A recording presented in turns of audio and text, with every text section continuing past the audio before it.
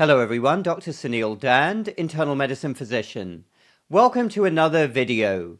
Experts of course, are urging that statins should start being dished out to 15-year-olds or even younger.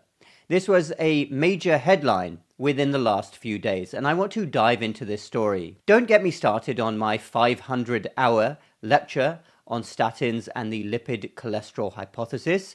The benefits of statins are vastly exaggerated when you actually follow the science, when you actually dive into the data. The benefits are nowhere near what you may be led to believe.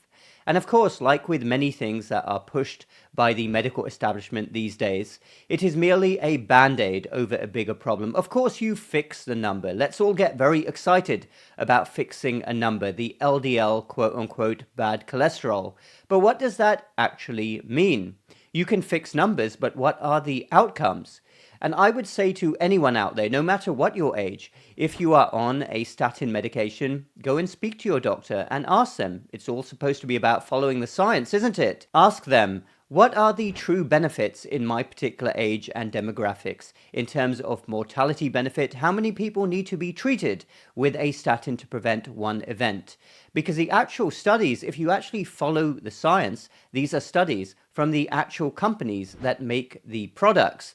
The benefits nowhere near as miraculous as you might expect. They show that hundreds of people need to be treated to prevent one heart attack or one stroke. And often the mortality benefit, somebody who takes a statin religiously for many, many years, they may only have a survival benefit of a few days. I've seen as little as under 5 days. That is from taking a statin for many years. So feel free to have a conversation with your doctor and weigh up the risks and benefits. But the reality is that nowadays it is very easy to pull the wool over the medical profession, especially if you are a pharmaceutical company. It is not very difficult at all to play a statistical game. And I've talked before as well about the absolute risk reduction versus the relative risk reduction. And of course, they like to use relative risk reduction when absolute risk reduction gives you a clearer picture of what's going on. But the bigger picture here is when we're talking about statins now being considered in teenagers, the toxic food environment. Imagine thinking that the answer is to get millions and millions of youngsters on a medication for life. But this is where we're at right now. Teenagers being on statins. Take a look at this. So this was just published. Prescribed statins to kids as young as 15 to slash heart attacks, top experts urge. As study shows deadly damage starts in childhood. Well, of course the damage starts in childhood now. We have statistics showing that in the US, 50% of teenagers are now overweight or obese. The damage is starting very young. But let's dive into the article further. Children as young as 15 should take statins to reduce their risk of serious heart disease in the future, top heart experts have suggested. The striking recommendations are a response to the findings of a new study that found warning signs of future heart attack and stroke can be spotted in teenagers. The University of Cambridge experts found high or fluctuating cholesterol in childhood heightened the risk of a condition linked to heart disease called atherosclerosis. Atherosclerosis is starting very, very young these days because of what children are eating. Ridiculous amounts of ultra-processed foods, refined carbohydrates, and sugars start the process of oxidative stress, inflammation, and then insulin resistance, which leads to prediabetes, type 2 diabetes, and we are seeing other signs of this as well. 20% of adolescents now have fatty liver disease, according to some estimates. This was basically unheard of 30 or 40 years ago. Well, they talk about atherosclerosis here and what it is, narrowing of the arteries and fatty deposits over time. And they're talking about a study here in mice where they fed two groups of rodents a fat-rich diet, which is known to increase bad cholesterol, either intermittently or continuously, and they found that this diet was a huge atherosclerosis risk, and they're falling into the classic trap here. This is the mainstream view, going back decades actually, to some very shady research published in the New England Journal of Medicine when Harvard researchers were basically paid to put the blame on dietary fat instead of dietary sugar. That has all been well documented, but still the mainstream view is that fats are very bad, even if they're natural fats, when actually there is a large school of thought, of which I subscribe to, that carbohydrates and sugars are a far bigger problem. because they are actually converted into fats through a process known as de novo lipogenesis. So they talk about the findings which were published in Nature. They then talk about another study of 2,000 people recruited between the ages of 3 and 12 who had ultrasounds of their carotid arteries, that's in the neck, when they were around 30 and 50, and they found that those with high cholesterol levels through blood tests as children were more likely to have the biggest buildup of plaque in the arteries. There's a professor here who's saying atherosclerosis can potentially be prevented by lowering cholesterol levels, but we clearly need to start thinking about this much earlier on in life than we previously thought. And to be fair, he does talk about lifestyle measures here, saying that they are important, but statins and other lipid-lowering drugs could be indicated in case of failure of lifestyle measures. Well, of course, lifestyle measures are always doomed to fail because the advice from the medical establishment and public health institutions is really not that serious in terms of really pushing and meaning lifestyle measures. There's another quote here: with this process starting early in life, these findings reinforce the importance of keeping cholesterol levels under control from an early age to better prevent heart disease and strokes later in life. Statins are one of the most commonly taken medications in the UK, just like the United States, with some 8 million Brits downing the cholesterol-lowering pills every day. And then they finish with the staggeringly unfortunate statistics on cardiovascular events in the United Kingdom.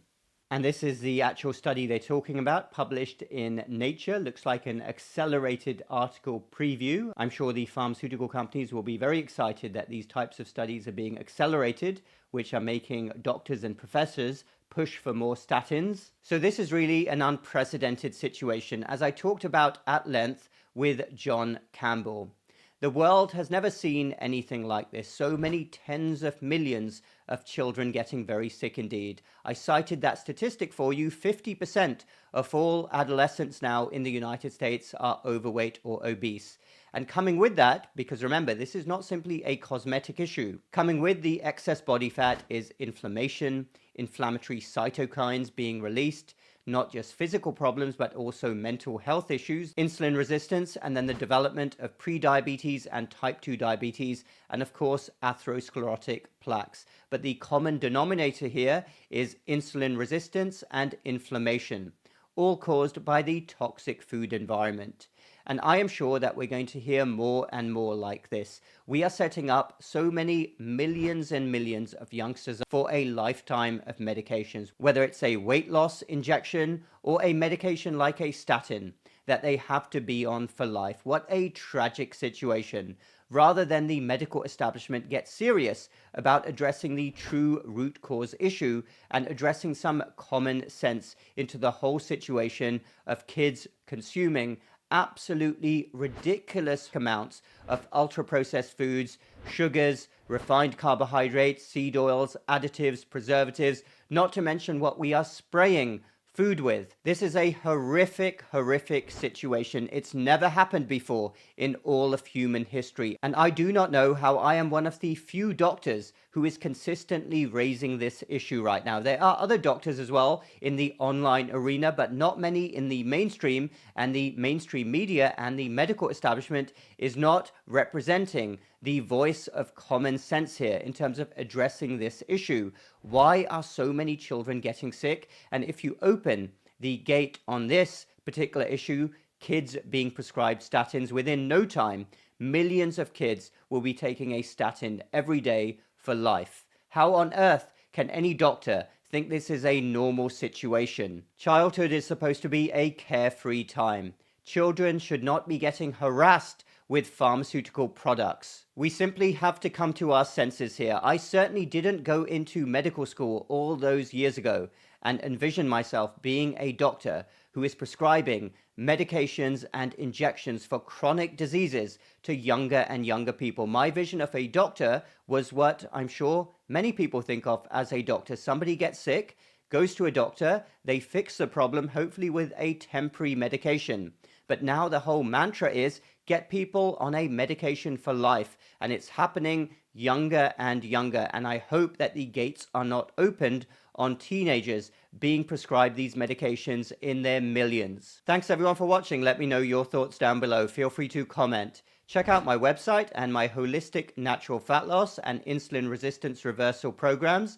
Those links are in the description. Hit the like button if you like this video and the subscribe button for more similar videos in the future. We will speak again very soon.